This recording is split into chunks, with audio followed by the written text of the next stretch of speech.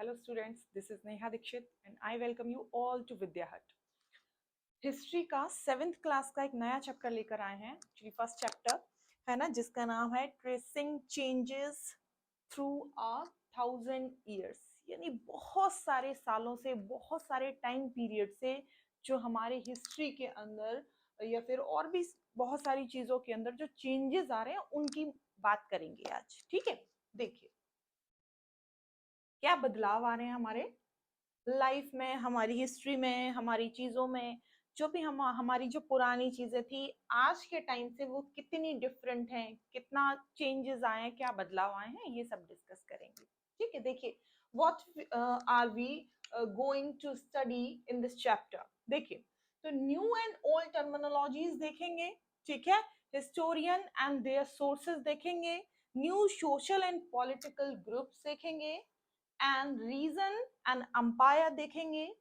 Fifth one old and new religion देखेंगे and six one thinking about time and historical periods, है ना। And seven देखेंगे understanding new terminologies and old one, यानी कि क्या क्या नई टर्मिनोलॉजी है हमारे पास और क्या ओल्ड वन यानी कि क्या पुरानी थी, उनका जो मिक्सचर है वो देखेंगे। ठीक है, चलिए तो हमारी फर्स्ट हेडिंग से स्टार्ट करते हैं हम लोग, न्यू एंड ओल्ड टर्मिनोलॉजीज। देखिए क्या कहती हैं।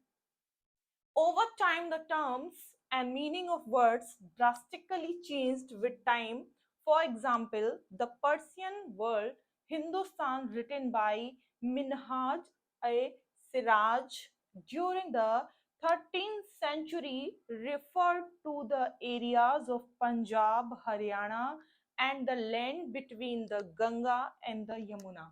कह रहे हैं कि जब बहुत सारे अगर हम टर्म्स की ओवर टाइम की बात करें, बहुत टाइम की बात करें, तो जो टर्म्स हैं, मीनिंग्स हैं वर्ड्स में, बहुत टाइम अगर देखें उस टाइम से इस टाइम में या इस टाइम से उस टाइम में, यानी पुराने टाइम से नए टाइम की जब हम कंपेयर करते हैं, जब तुलना करते हैं, तो बहुत ज्यादा ड्रास्टिकली चेंज्ड आ गया है।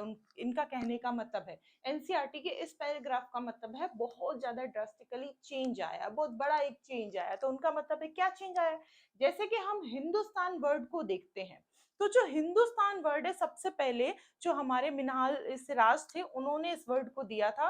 कब दिया था? ड्यूरिंग 13th सेंचुरी, है ना। देखिए 13th सेंचुरी में इस वर्ड को बोला था उन्होंने, है ना। तो वो कह रहे हैं कि उस टाइम पे, जिस टाइम पे उन्होंने ये वर्ड निकाला या ये वर्ड दिया, उस टाइम पे उनके जो थॉट प्रोसेस, उनका जो दिमाग कहता था वो ये कहता था, क्योंकि इंडिया में के अंदर हमारा पंजाब है, हरियाणा है ना, एंड द लैंड, और जो जमीन है कौन सी, गंगा और यमुना के बीच की जो जमीन है, उसको देखकर उनके दिमाग में ये वर्ड आया कि हम इस वाले क्षेत्र का, इस वाले रीजन का नाम क्या रखें, हिंदुस्तान रखें। यानी उन्होंने उस एक एरिया को, एक पर्टिकुलर एरिया को एक नाम दिया जिसको हिंदुस्तान कहा गया। ठीक है, आगे देखिए। On the other hand, Babur used the term to describe the geography, the fauna, and the culture inhabitants of the subcontinent. Amir Khusro, the 14th century poet, used another similar word, Hind, whereas today the term Hindustan means India। देखिए फिर से बोला गया है कि बाबर के अपने जब अलग आया तो उन्होंने अपने अलग ज्योग्राफिकल चीजों को लेकर नाम दिए, है ना, जैसे कि फोना वगैरह। इन्होंने कहा द कल्चर इनहेबिटेड, कल्चर को, संस्कृति को लेकर चेंजेस आए, है ना। फिर अमीर खुसरो आए उनके जस्ट बाद। कब आए अमीर खुसरो? 14th सेंचुरी में। ये बात हो रही थी 13th सेंचुरी की। जब अमीर खुसरो 14th सेंचुरी में आए, देखो ये एक पोएट थे, ठीक है, कवि थे। कौन थे ये? अमीर खुसरो कवि थे, कविताएं कहने वाले, कविताएं लिखने वाले। तो उन्होंने बोला कि उन्होंने भी सेम सिमिलर वर्ड दिया, किस चीज को? हिंदुस्तान को हिंद नाम दिया। Whereas today the term Hindustan, जो कि हिंदुस्तान, हिंद बोला और हिंदुओं का एक स्थान जिसे मिक्स करके बना दिया हिंदुस्तान। ठीक है, तो उस जगह को आज की डेट में हम क्या जानते हैं, उसी जगह को हिंदुस्तान को नाम दिया गया है इंडिया का। ठीक है, तो इस तरीके से जो पुरानी चीजें थी और जो आज के टाइम की चीजें हैं, वो किस तरीके से उनकी तुलना करके हम उनको एक्सप्लेन कर सकते हैं, हम उनको समझ सकते हैं, ये हमारे इस चैप्टर का एक थीम है, इंट्रोडक्शन कह लीजिए, ठीक है, इस बारे में है ये चैप्टर।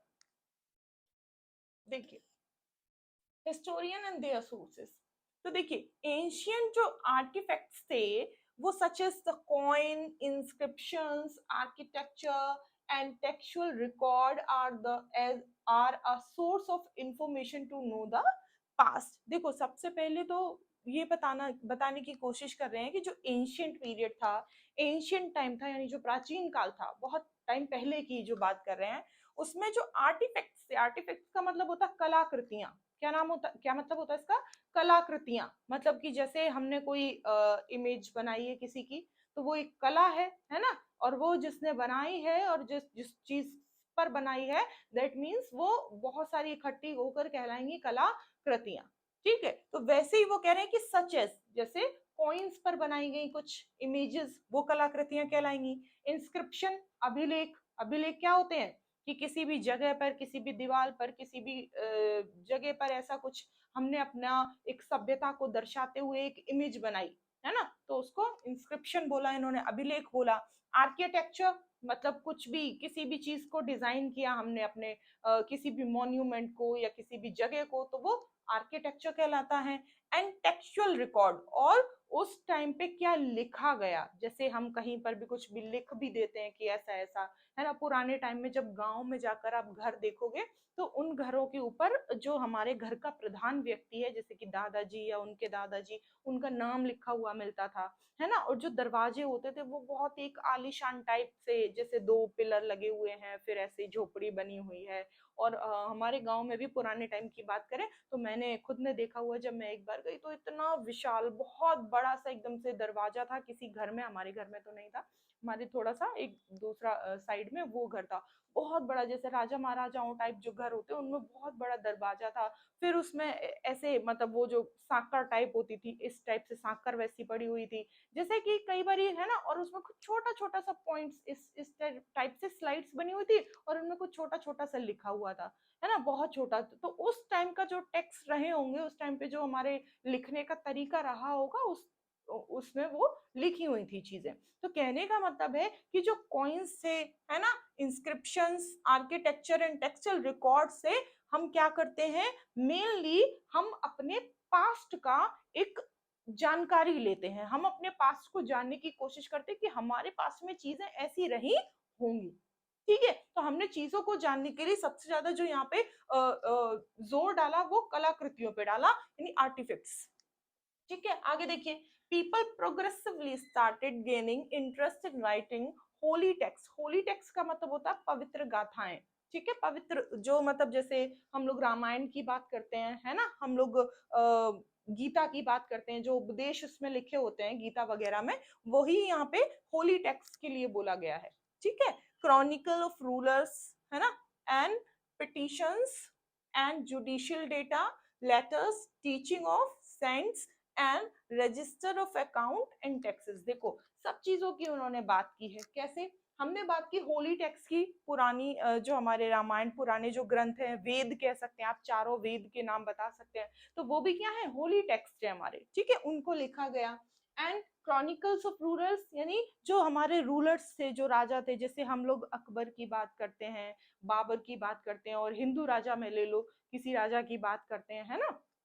तो इस तरीके से जो राजा महाराजा थे, उनके बारे में उनकी जानकारी मिलना, तो वो यहाँ पे chronicles of rulers, petition and judicial data.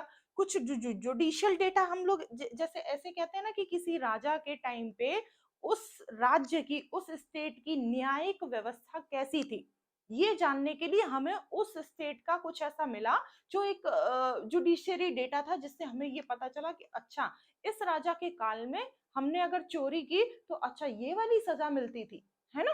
तो वो क्या हुआ, वो किस चीज का रिकॉर्ड हुआ, वो चीज का रिकॉर्ड हुआ हमारा जुडिशियल डेटा। ठीक है, कि इस वाली चोरी के लिए या इस वाले मर्डर के लिए या इस वाले काम के लिए हमको दिस दिस दिस पनिशमेंट दी जाती थी। अगर ये डेटा हमें किसी पुरानी जगह से मिला है, इट मींस ये हमें उस टाइम की जानकारी देता है कि उस टाइम पे न्यायिक व्यवस्था कैसी थी। क्लियर है? आगे देखिए, टीचिंग ऑफ साइंस यानी कि हम लोग जो लोगों को पढ़ाते हैं उनके बारे में हमें पता चला। जैसे कुछ संत होते थे, वो नॉलेज के लिए कुछ लोगों को पढ़ाते थे, फिर पढ़ाने के बाद वो जाके कहीं पे लिखते थे कि आज हमारे टीचर ने हमें ऐसे ऐसे पढ़ाया, है ना। तो वो चीजें कलेक्ट कलेक्ट कलेक्ट हुई, और कलेक्शन में जब आई तो उनसे ये जानकारी मिली कि अच्छा इस तरीके से टीचिंग का प्रोसेस चल रहा था उस काल में, ठीक है। इस तरीके से अकाउंट एंड टैक्सेस की जानकारी मिली कि जैसे किसी ने क्या किया, कुछ ऐसे ही मान लो कि राजा के यहाँ का ही वही खाता चल रहा है कि राजा ने इतना पैसा यहाँ खर्च किया, इतना पैसा यहाँ खर्च किया, तो उसके लिए क्या करना पड़ेगा, प्रॉपर एक अकाउंट मेंटेन करना पड़ेगा, है ना। तो छोटे छोटे जो ट्रेडर्स होते थे, व्यापारी होते थे, वो क्या करते थे कि अपना जो जितना भी जहां पर भी खर्चा हुआ वो अपना पूरा नोट डाउन करके अकाउंट्स बनाते थे कि हाँ, जैसे आज की डेट में बड़ी बड़ी आप जब कोई भी वहां पे कंपनी वगैरह में जाएंगे तो अकाउंटेंट का ऑफिस अलग होता है ना, तो अकाउंटेंट का प्रॉपर काम क्या होता है, वो पूरा का पूरा अपना अकाउंट का लेखा जोखा रखता है ना। तो उस तरीके से हमारे टैक्सेस वगैरह को वो दिखाते थे। आगे देखिए, various communities such as wealthy people, है ना, monasteries rulers and temples wrote and preserve manuscripts.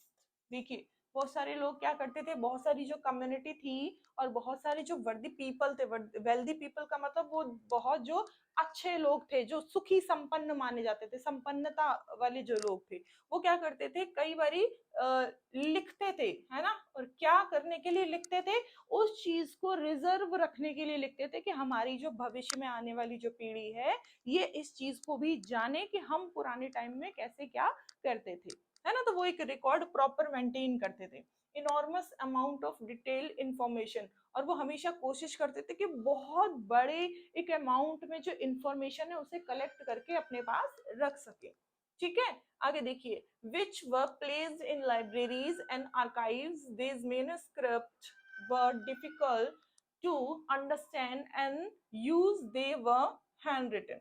देखो, क्या होता था कि कई बार हो सकता है किसी की हैंडराइटिंग हमें नहीं समझ में आ रही है ना, कई बार किसी की हैंडराइटिंग ऐसी होती है, तो क्या करते थे, वो कोशिश ये करते थे कि उस चीज को उन्होंने लिखा और लाइब्रेरी में जाके उसको प्लेस कर दिया। यानी कि लाइब्रेरी एक ऐसी सेफ प्लेस है जहां पर हम कुछ भी अगर ढूंढते हैं, कोई भी बुक या कोई भी हमें जानकारी वाली जो बुक चाहिए हमारे नॉलेज के लिए, तो वो वहां पे इजीली प्लेस की जाती है ताकि हमें वक्त आने पर वो वहां से मिल जाए, है ना। इधर उधर रखेंगे तो फिर मिल सकती है क्या, घरों में तो इस चीज की जो चीजें हैं वो ज्यादातर क्या हो जाती है, रीयूज में आ जाती है कि भाई बच्चे की बुक है, अगर किसी लाइब्रेरी या किसी ऐसी जगह पे रख दी तो वो 10 साल बाद भी मिल जाएगी, है ना। और अगर वो घर में है तो हो सकता है उसको फाड़ के हमने कुछ और ही बना लिया हो, बच्चों ने फाड़ के जहाज बना दिए हो, है ना। तो घरों में रखने में और जो लाइब्रेरीज थी उनमें रखने में बहुत ज्यादा सेफ फील होता था उनको, इस वजह से वो वहां पे उठा के उसको प्लेस कर देते थे, ठीक है। आगे देखिए, जियोद्दीन बरानी एक साइंटिस्ट है हमारे, बहुत अच्छे साइंटिस्ट कह रही सॉरी, हिस्टोरियन है ना। तो इन द ये बहुत अच्छे इतिहासकार थे। In the 14th century he wrote his chronicle first in 1356, then wrote another 1-2 years later। देखिए, कह रहे इन्होंने एक कह सकते हैं एक लिपि बनाई, है ना, एक बुक बनाई या कुछ ऐसा लिखा, अपनी एक इमेजिनरी एक किताब लिखी, ऐसे बोल सकते हैं, है ना। तो इन्होंने जो क्रॉनिकल पहली फर्स्ट बनाई 1356 में, 1356 में, और जस्ट 2 साल बाद एक और बनाई, ठीक है, एक और बुक लिखी।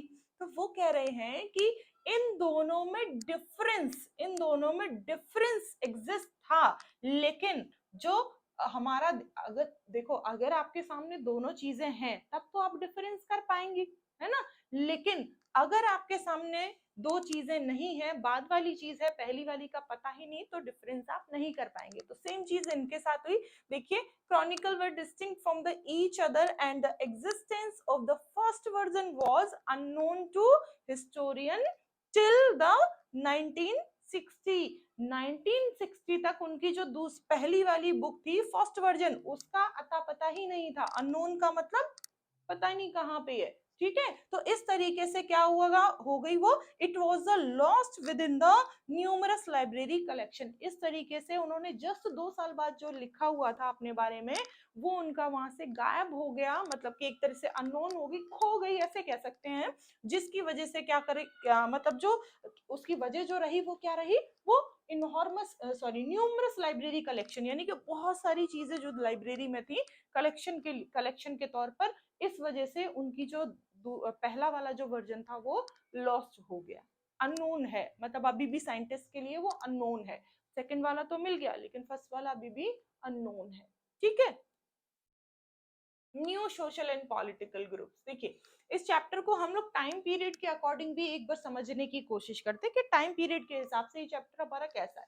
तो न्यू सोशल एंड पॉलिटिकल जो लाइफ है, ग्रुप्स हैं, वो देखते हैं। बिटवीन 700 एंड 1750, 1750 से 700 के बीच का अगर हम पीरियड देखें तो various changes occurred through out this time period. तो बहुत सारे चेंजेस देखने को मिलते हैं। कैसे कैसे चेंजेस देखने को मिलते हैं इसकी बात करते हैं। देखिए some of the new technology innovations include the Persian wheel for irrigation, the spinning wheel for weaving and weapons for warfare. देखिए क्या क्या चेंजेस आए उनके बारे में बात करते हैं, कैसे टेक्नोलॉजी में इनोवेशन हुए। इनोवेशन का मतलब आविष्कार हुए। ठीक है, इंक्लूड देखिए पर्सियन जो व्हील था वो व्हील यानी कि पहिया आया है ना, पहिए से हमने कुछ इधर की उधर यात्रा करनी शुरू कर दी। जब पहिया बना तो उसकी वजह से हमने एक गाड़ी बनाई और उसकी वजह से हमने इधर से उधर यात्रा शुरू कर दी।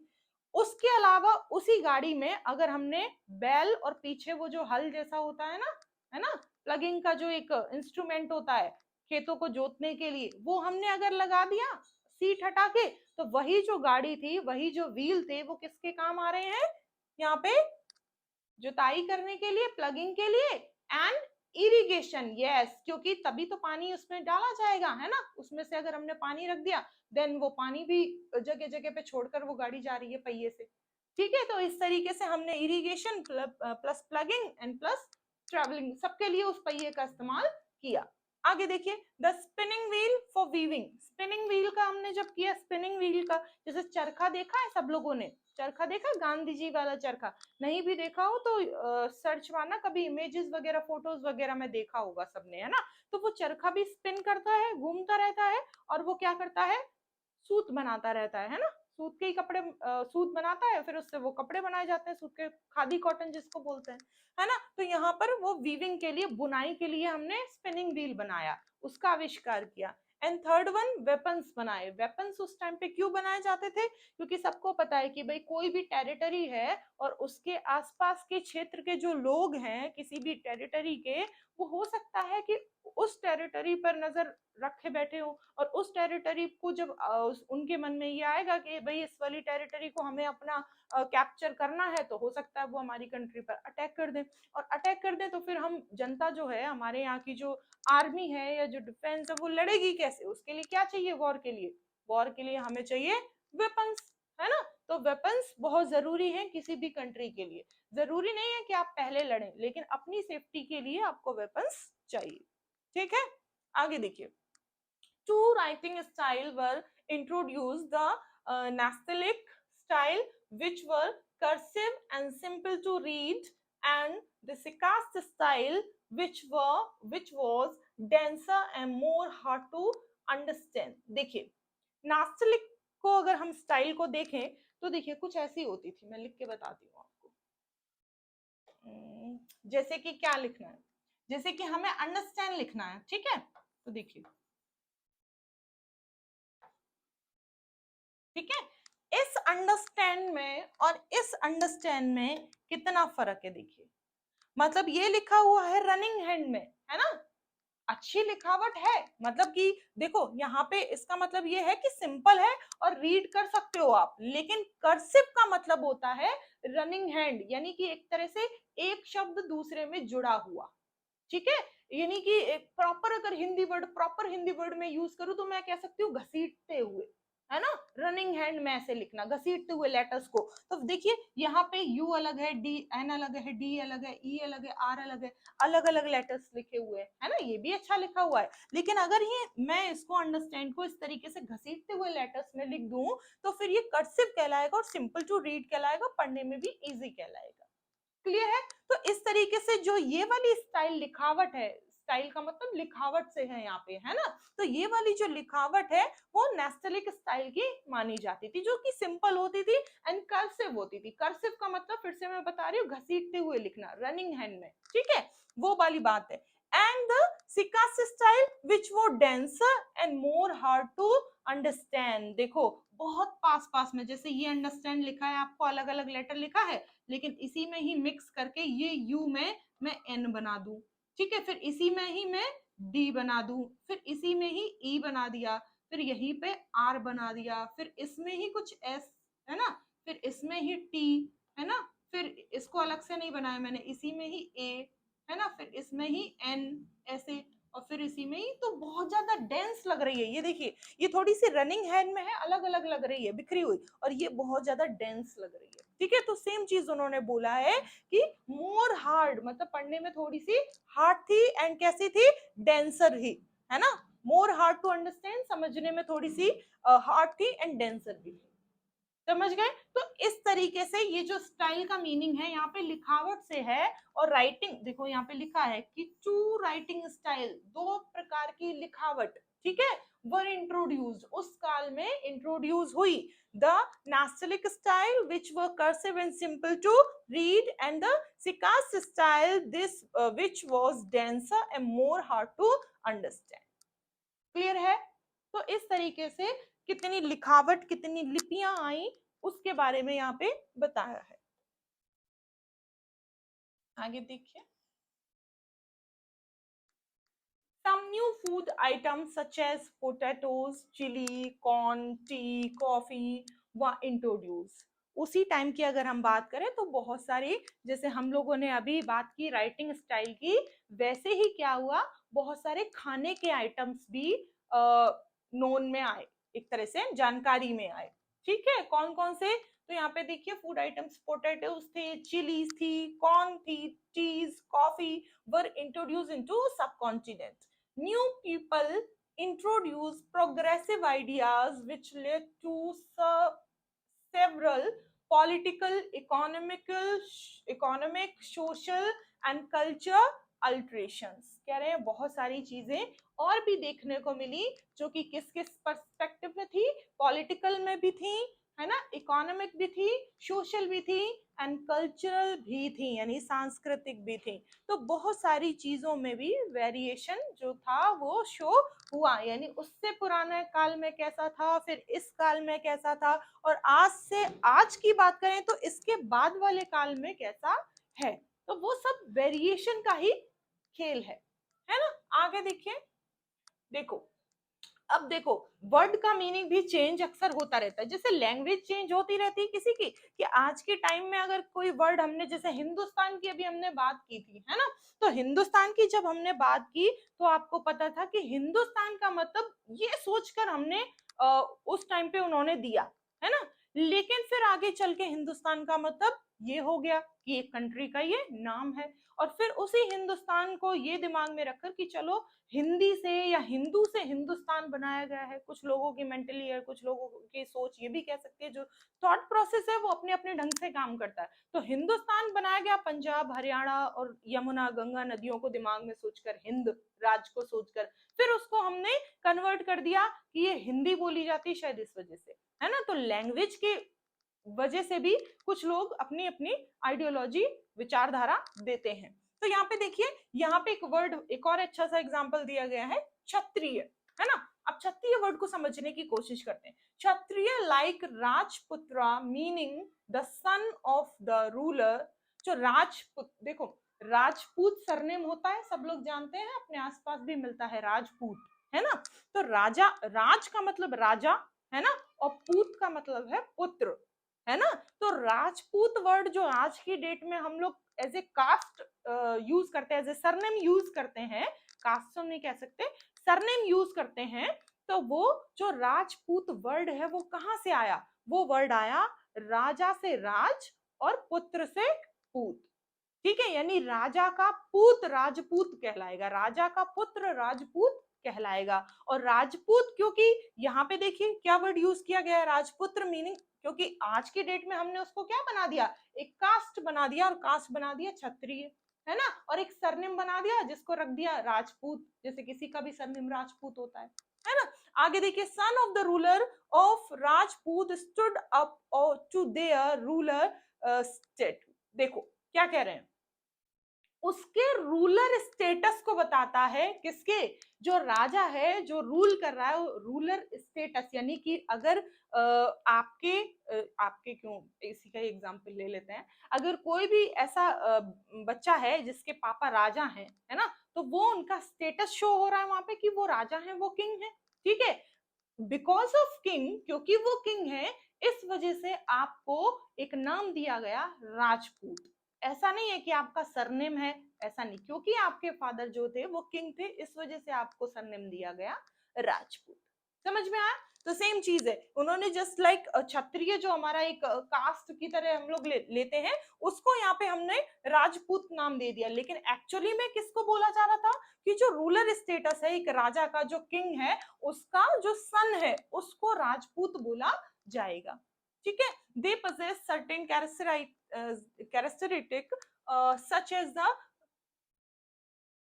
chivalric code of conduct, bravery and the astounding sense of loyalty। देखिए क्या बोल रहे हैं, बोल रहे हैं कि जो ब्रेवरी के लिए, कंडक्ट ऑफ ब्रेवरी है ना, कोड ऑफ कंडक्ट, यानी कि ब्रेवरी हमारे एक बहादुर होने के लिए ये बोला गया, एंड सेंस ऑफ लॉयल्टी, और ईमानदारी के लिए ये चीज बोली गई कि आप बहादुर होंगे और आपके अंदर लॉयल्टी का एक सिम्टम्स होगा, है ना, लक्षण होते हैं ना लॉयल्टी ईमानदारी के, वैसे ये चीज बोली गई कि अगर आप ये हैं तो ये चीजें आपके अंदर होंगी। ठीक है, आगे देखिए, the opportunities present at that time were used by castes such as Marathas, Jats, Sikhs, है ना, and Ahoms and Kayasth to become political, to become politically relevant। देखिए अपॉर्चुनिटीज प्रेजेंट, देखिए अपॉर्चुनिटीज क्या होती है, क्या देखिए, at that time we were use the caste, जब हम कास्ट की बात करते हैं, कि जैसे हम लोगों ने बात की कि हमारी कास्ट मराठा है ना, लेकिन मराठा क्यों, किस बेसिस पे हमने कास्ट बना दी, किस बेसिस पे मराठा हमने अपने आप को कास्ट दी, तो हम कहेंगे कि क्योंकि हम महाराष्ट्र समाज में, महाराष्ट्र एरिया में, क्षेत्र में रहते हैं, इसलिए हमने अपने आप को मराठा नाम दिया, है ना। जैसे मैंने अपनी कास्ट बनाती, मैं गुजराती हूँ, तो मैं गुजरात क्षेत्र में रहूंगी, पहले वहां की भाषा बोलूंगी, देन मैं अपने आप को गुजराती बताऊंगी ना, तो वो गुजराती जो मेरी कास्ट थी वो कैसे आई, यहाँ पे रह के मैं अपने आप को गुजराती बता सकती हूँ, यहाँ पे रह के मैं अपने आप को मराठा बता सकती हूँ क्या, नहीं बता सकती। तो मुझे उस क्षेत्र में रहना पड़ेगा, वहां के संस्कृति, वहां के रीति रिवाज फॉलो करने पड़ेंगे, देन मैं जाके उस एटमॉस्फेयर में अपने आप को ढाल कर फिर मैं बोल पाऊंगी कि हाँ अब मैं इस वातावरण में, मैं इस जगह पर रह रही हूँ, अब मैं ये वाली कास्ट को बिलोंग करती हूँ, अब मैं मराठा हूँ। समझ में आया? तो वैसे ही सेम चीज है यहाँ पे कि जो मराठा थे, जाट थे, सिख थे, है ना, कायस्थ थे, तो ये सब कैसे पॉलिटिकली रिलेवेंट थे क्षेत्र से। और पॉलिटिकल कैसे माना जाएगा रिलेवेंट, क्योंकि जिस क्षेत्र से आप रह रहे हो उस जगह का अगर आप नाम इस्तेमाल कर रहे हो तो फिर आप पॉलिटिकली एक तरह से राजनीति की तरह उसमें ऐड हो रहे हो, तो वो वाली चीज थी। ठीक है, आगे देखिए, reason in empire, so by 700 many regions have adopted and different geographical dimensions, language, cultures, attributes, है ना, for instance large state of Cholas and Mughals, है ना, Cholas and Mughals acquired many regions including Sultan Ghayasuddin Balban who ruled over a vast empire। देखो क्या बोल रहे हैं, जो यहाँ पे चोलास की बात की गई, चोल है ना, जब आप एंशियंट हिस्ट्री पढ़ोगे तो वहां पे चोल साम्राज्य पूरा पढ़ोगे। चोल डायनेस्टी का नाम है। डायनेस्टी का मतलब है एक साम्राज्य को डायनेस्टी बोलते हैं, और जो उसका जैसे सरनेम के हिसाब से बोल देते हैं कि चोल साम्राज्य, चोल वंश, वंश का भी कई कई बारी नाम आता है। तो वंश का मतलब और साम्राज्य का मतलब यहाँ पे ये है, जैसे हम लोग दिल्ली सल्तनत के, जैसे उस एंशियंट हिस्ट्री तो अभी तक आपने नहीं पढ़ी होगी तो आप शायद उसका एग्जाम्पल नहीं समझ पाओगे। ऐसे समझ लो थोड़ी देर के लिए कि जो एक सल्तनत दिल्ली की बात करें हम उस टाइम पे, तो वो मोहम्मदन थे, वो लोग है ना, मुस्लिम थे। तो मुस्लिम में भी उन्होंने वर्ड यूज किया सल्तनत। क्या वर्ड यूज किया? सल्तनत। तो जो दिल्ली सल्तनत है वहां पर जो मुस्लिम का मतलब जो मुस्लिम जो राजा था, राजा, हाँ राजा ही मान लीजिए, वैसे तो वहां पे सुल्तान वर्ड यूज करते हैं राजा के लिए। तो जो सुल्तान था फिर उसका बेटा सुल्तान बना, फिर उसका बेटा सुल्तान बना, फिर उसका बेटा सुल्तान।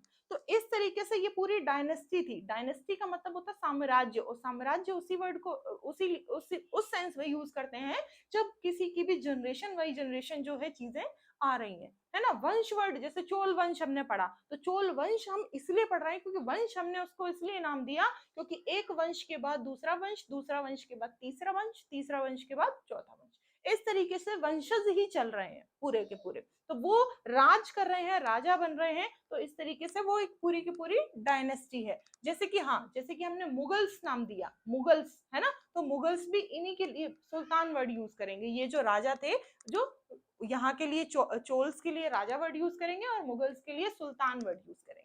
एक्वायर्ड मेनी रीजंस, उन्होंने बहुत सारे, देखो यहाँ पे लिखा हुआ है इंक्लूडिंग सुल्तान गयासुद्दीन बलबन। ये गयासुद्दीन बलबन एक नाम है, बलबन, ठीक है। और इसके आगे क्या लगा है? राजा नहीं लगा है। क्यों? क्योंकि ये कौन है? ये मुस्लिम धर्म से बिलोंग करते हैं, इसलिए सुल्तान है, ठीक है। Balban who ruled over a vast empire, जिसने बहुत एक वास्ट, बहुत बड़े एम्पायर पर रूल किया, ठीक है। The conflicts between nation allowed pan-regional dynasties like the Chols, Khiljis, Tughlaqs, and Mughals to establish their empire. However, not all empire were successful. कह रहे हैं देखिए, बहुत सारे कॉन्फ्लिक्ट्स हैं, बहुत सारे। जब हम इंडियन हिस्ट्री पढ़ते हैं, खास तौर पर जब हम मिडिवल हिस्ट्री पढ़ते हैं, जो मध्यकालीन भारत है ना, देखो इतिहास को क्या किया गया है, 3 पार्ट में डिवाइड किया गया है। फर्स्ट पार्ट कहता है हमारा एंशियंट हिस्ट्री, सेकंड पार्ट हमारा कहता है medieval history, and third part कहता है हमारा मॉडर्न हिस्ट्री। तो ब्रिटिशर्स को हम लोग कब पढ़ते हैं? जब मॉडर्न हिस्ट्री पढ़ते हैं। ब्रिटिशर्स हमारे जो कहानी में आते हैं वो 1600 के बाद में आते हैं, ठीक है। तो 1600 से जो पहले वाला जो हमारा पीरियड है उसको हम लोग मिडिवल हिस्ट्री में पढ़ते हैं। तो ये जो जितने भी वंश यहाँ पे लिखे हुए हैं ये सब मिडिवल हिस्ट्री का पार्ट है, मध्यकालीन भारत का पार्ट है। देखिए, the conflicts between the nation allowed to pan regional dynasties like the Cholas, Khilji, जो खिलजी थे वो भी हमारी दिल्ली सल्तनत का पार्ट है, तुगलक्स थे वो भी हमारे दिल्ली सल्तनत का ही पार्ट है, और जो मुगल हैं वो भी हमारे दिल्ली सल्तनत का ही पार्ट है। To establish their empire, however not all empire was successful। वो कह रहे हैं उन्होंने अपना राज्य स्थापित करने की कोशिश तो बहुत की दिल्ली पर, दिल्ली सल्तनत पर, है ना, लेकिन क्या हुआ, जो दिल्ली सल्तनत पर जो राज कर रहे थे राजा, उनमें से सक्सेसफुल कोई कोई हुआ, सब नहीं हो पाए। देखिए लिखा हुआ है empire were, not all empire were successful, सारे एम्पायर सक्सेसफुल नहीं हो पाए, ठीक है। आगे देखिए, old and new religions.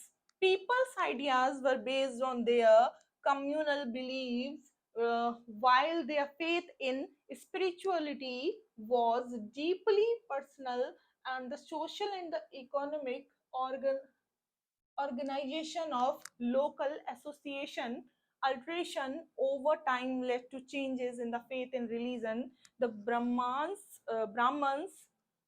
knowledge of Sanskrit text helped them attain respect in society and gain support from several rulers too. Their position was consolidated by the patterns new rulers searching for prestige. देखिए क्या है, क्या कह रहे हैं, क्या कहने की कोशिश कर रहे हैं कह रहे हैं बहुत सारे कम्युनल बिलीफ्स हैं। कम्युनल बिलीफ्स का मतलब है यहाँ पे कि अलग अलग चीजों को लेकर, अलग अलग मान्यताओं को लेकर, अलग अलग धर्मों को लेकर बहुत सारी सोच है लोगों की। कैसे?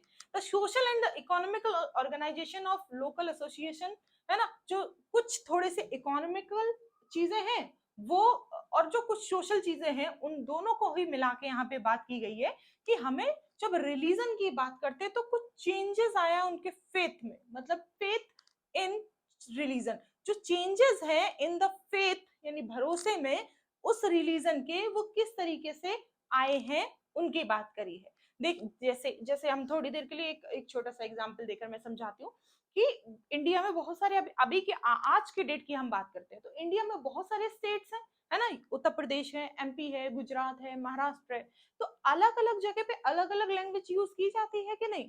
सब लोग बताइए मुझे। जैसे हम लोग बिहार में जाते हैं तो बिहारी अवधी भाषा, है ना, भोजपुरी अवधी कह सकते हैं, है ना, अवध साइड जाते हैं तो अवधी बोली जाती है ना, उस तरफ जाते हैं तो गुजराती बोली जाती है गुजरात साइड, राजस्थान साइड जाते हैं तो राजस्थानी लैंग्वेज यूज करते हैं, तो पंजाब साइड जाते हैं तो पंजाबी, हरियाणा साइड जाते हैं तो हरियाणवी। इस तरीके से अलग अलग लैंग्वेजेस यूज करते हैं कि नहीं करते हैं? सब लोग करते हैं, अलग अलग स्टेट में अलग अलग लैंग्वेज यूज करते हैं। लेकिन उस जैसे आज, ये तो आज के टाइमिंग की बात है, हम आज के टाइमिंग की बात नहीं कर रहे, हम एंशिएंट पीरियड की बात कर रहे हैं अपना। तो उस टाइम पे भी क्या होता था, जो अलग अलग हमारे जो रीजन है, रीजन का मतलब क्षेत्र है, उन पर अलग अलग लैंग्वेजेस का प्रभाव था, क्योंकि लोग वहां के जो रूलर थे, जो छोटे छोटे राजा थे वहां के, वहां की जो जनता थी वो उसी लैंग्वेज में बात करती थी। ठीक है। अब क्या हुआ कि जब संस्कृत की, देखिए जो ब्राह्मण थे, जो संस्कृत का मुद्दा जो आया है, स्पेशली संस्कृत की मैं बात कर रही हूँ, तो वो कह रहे हैं कि वो स्पेशली ये ऑर्गेनाइज किया गया था, ये बोला गया था कि भाई जो संस्कृत लैंग्वेज है वो उस टाइम पे सिर्फ ब्राह्मण यूज करते थे। ठीक है, जैसे किसी के घर में कोई पूजा पाठ कराना है तो संस्कृत के श्लोक वर्ड यूज कर रहे हैं, किसी के घर में कुछ और फंक्शन है, शादी वादी का कराना है तो भी संस्कृत के जो मंत्र हैं और श्लोक हैं वो यूज करते थे। तो ऐसा माना जाता था कि जो इंसान जो यूज करता है वो उसी की लैंग्वेज है। तो उस टाइम पे जो ब्राह्मण्स थे वो संस्कृत भाषा का सबसे ज्यादा इस्तेमाल करते थे। तो इसीलिए ये माना गया कि जो ब्राह्मण्स होंगे वो कैसी लैंग्वेज बोलेंगे, या केवल उस लैंग्वेज पर किसका अधिकार है? ब्राह्मण्स का है। ठीक है, तो यहाँ पे देखिए, the Brahmins knowledge of Sanskrit text help to them attain respect in society. तो उस टाइम पे जो ब्राह्मण थे, जब वो संस्कृत लैंग्वेज का यूज करते थे तो उस टाइम पे सोसाइटी में उनकी रिस्पेक्ट किस वजह से बनी? क्यों? क्योंकि जो सबसे ज्यादा संस्कृत, जो कोई भाषा यूज नहीं कर रहा है, और पंडित जी, केवल पंडित जी इन द सेंस ब्राह्मण्स वो वर्ड यूज कर रहे हैं, वो लैंग्वेज यूज कर रहे हैं, तो उनकी एक अलग डिग्निटी, एक अलग रिस्पेक्ट होगा सोसाइटी में। तो सेम चीज उन्होंने बोली है। ठीक है, and gain support from several rulers too, और बहुत सारे रूलर्स भी उनको इस चीज में सपोर्ट करते थे। ठीक है, their position was consolidated by the patrons, है ना, और उनकी जो पोजीशन थी, तो वो उनके पुराने टाइम में जो लोग थे, जैसे अभी मैंने बताया कि जो जैसे ब्राह्मण है कोई, है ना, वो संस्कृत लैंग्वेज का यूज कर रहा है, फिर जो उसका बेटा था वो भी उसने भी वही चीज सेम उससे सीख ली, और वो भी पूजा पाठ कर रहा है, संस्कृत की लैंग्वेज यूज कर रहा है। तो सेम चीज यहाँ पे हुई। तो इस तरीके से अगर हम देखें तो जनरेशन टू जनरेशन क्या हो रहा है, वो लैंग्वेज का विस्तार हो रहा है, और एक तरह से वो जो रिस्पेक्ट पहली जनरेशन को मिल रहा था वो आगे वाली जनरेशन को भी मिल रहा है। तो वही बोला गया है। ठीक है, जो प्रेस्टीज है, प्रेस्टीज का मतलब यहाँ पे सम्मान से ही है, वो सबको मिला। New religion were introduced in the subcontinent, and the teaching of the Holy Quran was presented initially by the merchant and migrants during the 7th century. अब देखिए, धीरे धीरे क्या होता है, चीजें बदलती रहती हैं, और जब चीजें बदलती हैं तो हो सकता है कि जो चीजें बदल रही हैं तो उस टाइम पे जो लोग थे वो मान्यताओं के हिसाब से अपनी मान्यता भी बदल लें। ठीक है, जैसे कि अभी मैं हूं, मतलब अब आज के टाइम की बात कर रही हूँ, और मेरी जो आगे वाली आने वाली जनरेशन होगी तो हो सकता है वो हिंदू धर्म में बिलोंग ना करे, वो ईसाई धर्म अपना ले, और फिर वो बाइबल को वो करे, है ना। होने को तो कुछ भी हो सकता है ना, भविष्य में आपकी आने वाली जनरेशन हो सकता है कोई किसी दूसरे धर्म में आ जाए, फिर वो उस चीज का विस्तार करे। तो सेम चीज उन्होंने बोली है कि टाइम के साथ साथ न्यू रिलीजन भी इंटरेक्शन में आते रहते हैं, और जब वो न्यू रिलीजन इंटरेक्शन में आते हैं तो उनकी जो मान्यताएं होती हैं वो भी चेंज हो जाती हैं। जैसे कि आज के डेट में जो लोग हैं उनकी मान्यताएं अलग हैं, वो कुछ और अपना दृष्टिकोण मतलब अपना जो सोचने का थॉट प्रोसेस है उनका कुछ और है। हो सकता है वो किसी और दूसरे धर्म में चले जाएं या न्यू कोई भी धर्म उनका जो उनके ऊपर हावी हो जाए, या कुछ और किसी भी धर्म को वो एक्सेप्ट कर ले, तो फिर वो उनकी मान्यताएं, उनका जो सोचने का तरीका है वो बदल जाए, है ना, होता है ऐसा।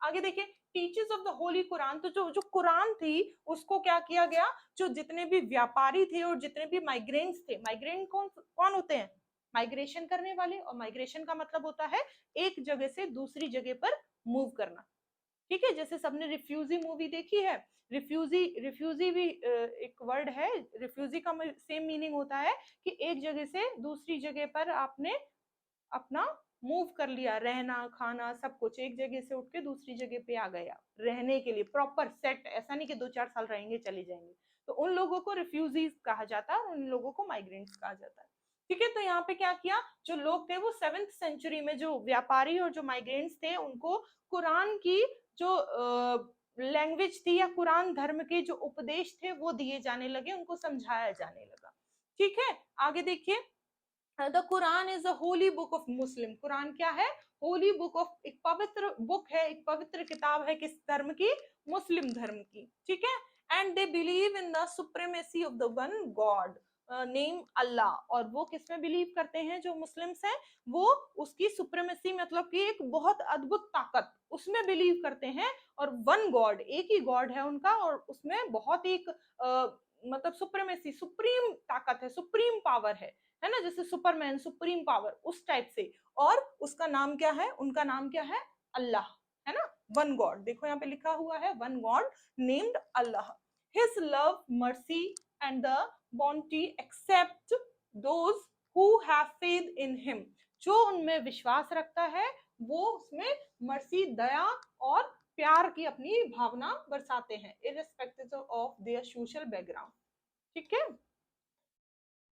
नेक्स्ट वन, आगे कह रहे हैं कि Islam was constructed in various ways just like Hindus by its discipline, many significant difference between the Shia Muslims and Sunni Muslims। तो यहाँ पर बताया गया है, बेसिकली सिर्फ एक चीज बताई गई है, उन्होंने कहा है कि जो हमारा मुस्लिम धर्म है जो इस बात में बिलीव रखता है कि वन गॉड है और उसका नाम, उनका नाम अल्लाह है, जो ये हैं वो 2 ब्रांचेस में अपनी धर्म को लेकर गए हैं। तो वो first one is called, difference क्या है उनमें, सिया है और सिया मुस्लिम्स हैं, और दूसरा जो है वो सुन्नी मुस्लिम्स हैं, ठीक है, इस तरीके से। Besides other differences between distinct schools of law and in beliefs in mystic traditions, देखिए माइस्टिक का मतलब होता है बहुत ही रहस्यवादी, जो ट्रेडिशंस का मतलब परंपरा, बहुत ही जो रहस्यवादी परंपराएं होती हैं उनमें भी वो क्या करते हैं, बिलीव रखते हैं, वो ये बताना चाह रहे हैं, ठीक है, रहस्यवादी परंपराओं में भी बिलीव रखते हैं। Thinking about time and historical periods, देखिए अगर हम 19th सेंचुरी की बात करें, कब की बात करें, 19th सेंचुरी की बच्चा लोग बात करें, तो India, history of India was divided by British historian into 3 periods name, जो ब्रिटिश जो हाँ हिस्टोरियन, ब्रिटिश हिस्टोरियन की बात करें, अगर ब्रिटिश काल की बात करें, तो जो हमारे धर्म थे या जो हमारा पीरियड था वो हमारे 3 नामों से जाना जाता था, क्या क्या, कौन कौन से पीरियड्स थे वहां पे, हिंदू थे, मुस्लिम थे एंड ब्रिटिशर्स थे, ठीक है। तो हिंदू थे, मुस्लिम थे एंड ब्रिटिशर्स थे। देखो ब्रिटिशर्स, अगर हम वर्ड यहाँ पे ब्रिटिश वर्ड यूज कर रहे हैं तो हमारे दिमाग में ऑटोमेटिक आना चाहिए कि हम ईसाई धर्म को यहाँ पे बता रहे हैं, बताने की कोशिश कर रहे हैं, क्योंकि ब्रिटिशर्स जो थे वो किस धर्म को फॉलो करते थे, क्रिश्चियनिटी, है ना, तो क्रिश्चियन को हम लोग यहाँ पे ब्रिटिशर्स ऐसे समझा रहे हैं, क्योंकि क्रिश्चियनिटी उस टाइम पे इतना हाईलाइट वर्ड नहीं था जितना कि ब्रिटिशर्स था, ठीक है। तो ब्रिटिशर्स जो थे, ब्रिटिश जो थे वो एक तरह से क्रिश्चियनिटी रिलीजन को फॉलो करते थे, इस वजह से हमने यहाँ पे ब्रिटिश लिखा। तो हिंदू ऑलरेडी यहाँ पे थे, है ना, मिडिवल हिस्ट्री जब आप पढ़ोगे तो सबसे ज्यादा बोलबाला किस धर्म का था, मुस्लिम धर्म का था, तो मुस्लिम धर्म भी उस टाइम पे यही था, 1600 से पहले की बात कर रही हूँ, ठीक है। फिर जैसे ही 16 और 17 के बीच में जैसे ही ब्रिटिशर्स ने अपना कब्जा जमाने की कोशिश की, रूल करने की कोशिश की, वैसे ही हम लोग 17 के बाद वाला जो पीरियड है उनमें हम लोग ईसाई यानी क्रिश्चियनिटी को भी वैल्यू देने लगे, क्रिश्चियनिटी को भी अपनी कंट्री में हमने जगह दे दी, क्रिश्चियनिटी के रूप में एक्चुअली ब्रिटिशर्स को जगह दे दी।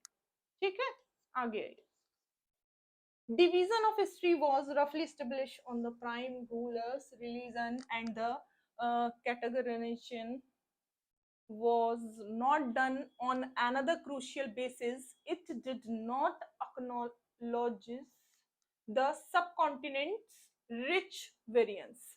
The modern period and the medieval period have quite a disparity.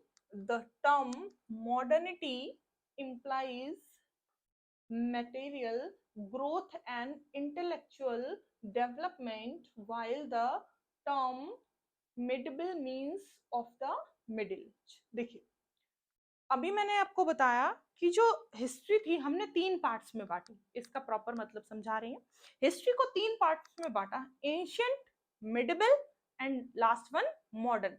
मैंने बताया आपको कि जब हम हिंदू धर्म की बात करते हैं, जिस पीरियड की हम बात कर रहे हैं, एंशिएंट पीरियड की, उस टाइम पे हिंदू धर्म के अलावा कोई भी यानी सनातन धर्म के अलावा कोई भी दूसरा धर्म यहाँ पे नहीं था।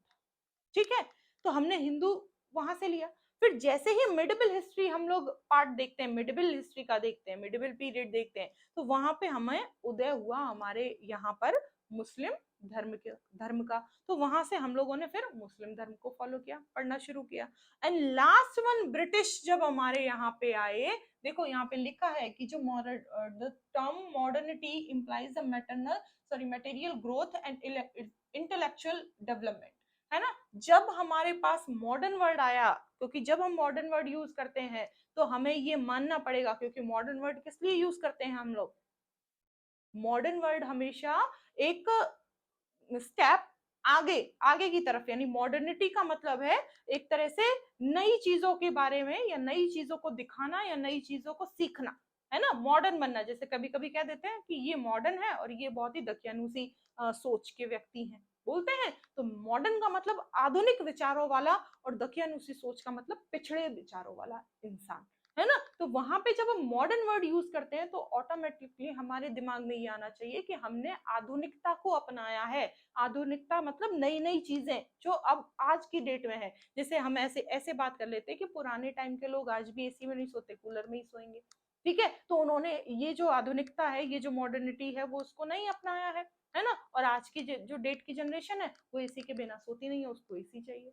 तो कहने का मतलब है कि एसी का जिसने इस्तेमाल किया है, जो उसकी मॉडर्निटी, जो उसके बेनिफिट्स को समझ पाया है, जो उसके उसमें जो रेस्ट उसको मिला है, उस चीज को समझ पाया है, उसने उस चीज का यूज किया है ना। और जो इस चीज को नहीं समझ पाया, जो आज भी जैसे आज भी 80-90 साल वाले जो टाइम पीरियड वाले जो लोग हैं, वो एसी का यूज नहीं करते, बेशक उनके कमरे में लगा फिर भी यूज नहीं करते उनको, ठीक है। क्यों? क्योंकि उन्होंने अभी तक उस मॉडर्निटी, उस आधुनिकता को नहीं अपनाया है। तो इसी तरीके से देखा जाए तो यहाँ पे मॉडर्निटी जो है वो एक तरह से इंटेलेक्चुअल चीज मानी गई है, कि भाई चीजों को एक तरह से इंटरेक्ट करना, चीजों को समझना, सोचना, है ना। और जो मिडिवल हिस्ट्री है वो कह रहे हैं कि medieval means of the middle age, जो मिडिल एज थी हमारी, यानी कि जो हमारा मिडिवल पीरियड था। फिर से मैं कह रही हूँ, हिस्ट्री को 3 भागों में बांटा गया है। First one is called ancient history, दूसरा जो कहेंगे second one is called medieval history, and last one जो आज की डेट में भी चल रही है, मॉडर्न हिस्ट्री, है ना। जैसे हिस्ट्री क्या है, आज की डेट में जो कल हुआ वो हिस्ट्री है क्या? वो पास्ट है, हालांकि पास्ट हिस्ट्री ही है, वो चीज अलग है। लेकिन आज की डेट में जो हो रहा है उससे हम कल की डेट में हमारा जो हुआ उसको हिस्ट्री नहीं मान सकते। हिस्ट्री वो चीज कहलाती है, जैसे आज की डेट में कोई काम हो रहा है और वो आज से कम 40 से 50 साल बाद वो काम मुझे लोग जो है उस चीज के बारे में चर्चा करें या बात करें, तो वो चीज हिस्ट्री कहलाती है। तो आज से जब हम 40 साल पहले की बात करते हैं वो हिस्ट्री है, ठीक है। और वो कौन सी हिस्ट्री है? वो मॉडर्न हिस्ट्री है। समझ आया सबको? इसी तरीके से मिडिल एज। आगे देखिए, understanding new terminologies and old ones.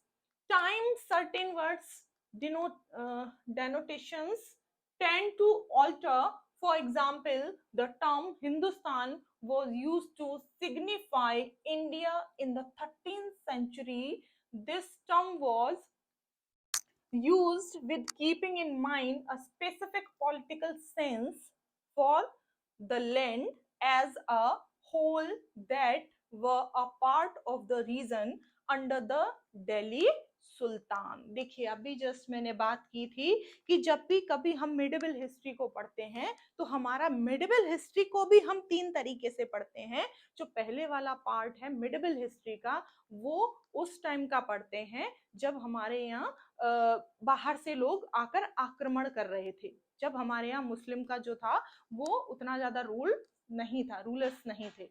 फिर अचानक से जब बाहर से जो लूटपाट करने वाले जो लोग थे वो उन्होंने जब इंडिया पर आक्रमण किया, भारत पर अटैक किया, आक्रमण किया, तो उनमें से कुछ लोग यहाँ पर जैसे बाबर की बात करते हैं, ठीक है, तो बाबर जो था वो अटैकर बनकर ही तो आया था।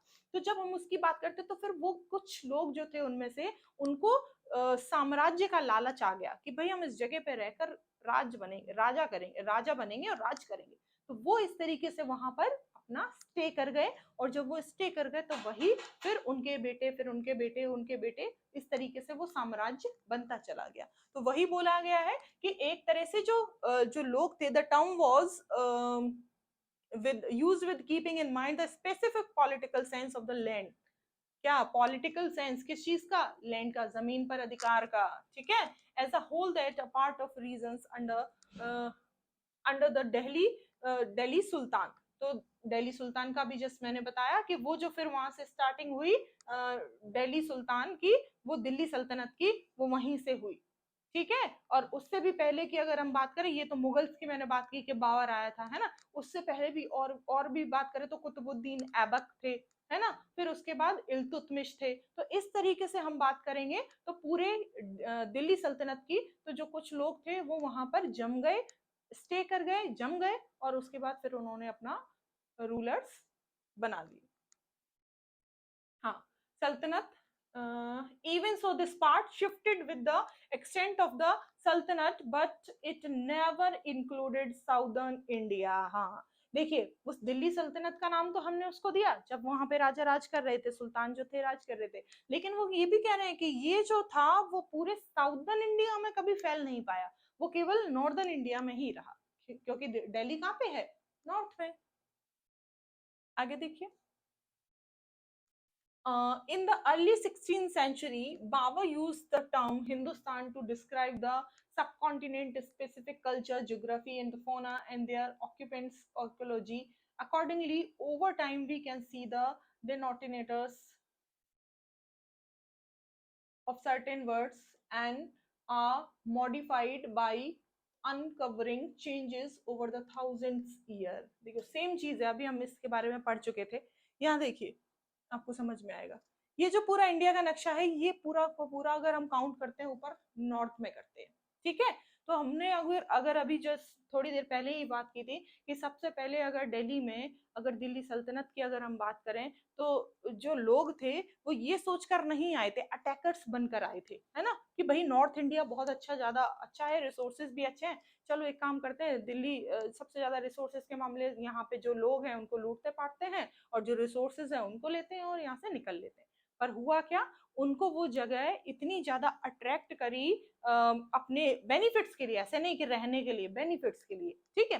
तो वहां पर वो क्या कर गए, अपना एक वंश छोड़कर चले गए, वंश छोड़ दिया, फिर वो अपना एक अलग डायनेस्टी या अलग चीजों में चले गए, और फिर उसके बाद एक वंश के बाद दूसरा वंश, दूसरा वंश के बाद तीसरा वंश, तीसरा वंश के बाद चौथा वंश, इस तरीके से पूरी की पूरी डायनेस्टी स्थापित हो गई दिल्ली में। तो इस तरीके से ये जो हमारा चैप्टर था, इस तरीके से ये 1000 ईयर्स में क्या बदलाव आएंगे, इस तरीके से हमने इसको कंप्लीट किया है। इसकी जो एक्सरसाइज है वो हम नेक्स्ट क्लास में करेंगे। तब तक के लिए थैंक यू एंड जय हिंद।